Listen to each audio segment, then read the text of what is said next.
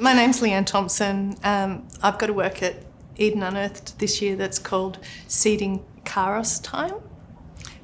It's an installation piece. The work is continuing on a sort of trajectory that my work's been going for a few years, which is a personal philosophy of not buying too much new stuff. So I'm trying to actually just use things from the environment around me and working on land literacy and ideas of ecological time. So this work in particular has got two major thrusts. One is around different time concepts, Kairos being a Greek term as opposed to chronos time, which is sort of like sequential time. Kairos time is sort of earth time and the time we take to make purposeful decisions. The other idea is around succession and how how life comes into being. So primary succession and secondary succession are terms that are used in horticulture and in ecological studies around the sequence of plants as they move through their life process from bare rock through to a climax forest. The materiality of my work is very much in the philosophy of the way I work. So at the moment, most of my materials are foraged, harvested, or reused. So for this piece, I've got some bamboo that I sourced many years ago for another project, but it's still very functional to use for installations. I've got some bamboo that's been harvested from Eden Gardens as well. As when I saw the gardeners with it, I went, oh, can I have that? So that was great.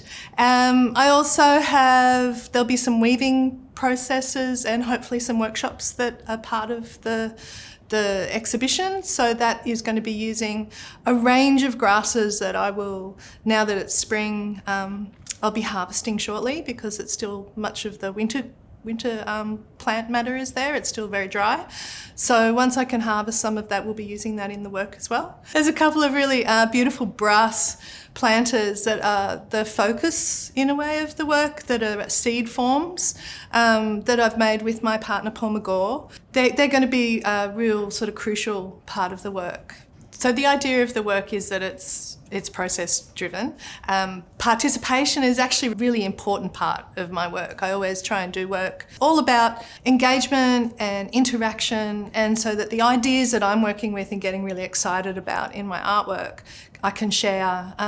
There's a lot of experiential learning that is also part of what I do. So there's land literacy, and as I'm learning about how ecological processes work, I'm trying to share that knowledge, but not just in a really sort of passive spectator sort of mode. If you're trying to weave with something, there's a resistance and it's a natural conversation with the material, so that if you actually are doing it, you have to have that conversation with the material. You're not just sort of thinking about it. It's not a theoretical sort of engagement. It's a real hands-on thing. So this work, I have it in the form of a labyrinth.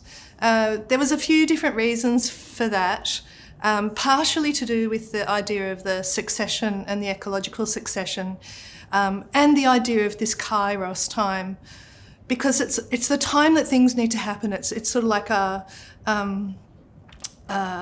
the opportune time, and I feel in our present modern day society we've reached a point where we're just out of joint, you know.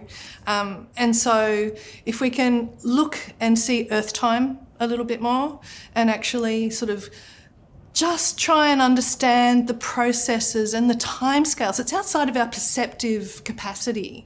So we need to maybe enter into it somehow. So that was the motivation for making the labyrinth.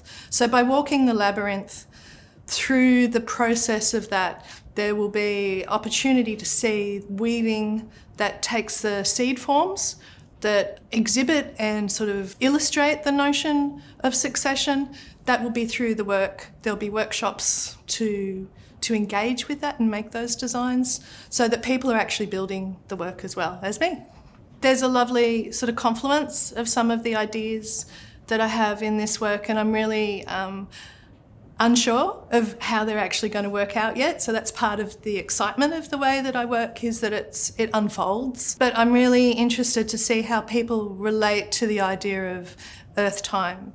maybe a little bit more cosmological. It's like, how do the stars and the constellations change over time? How long does it actually take for a climax forest to grow?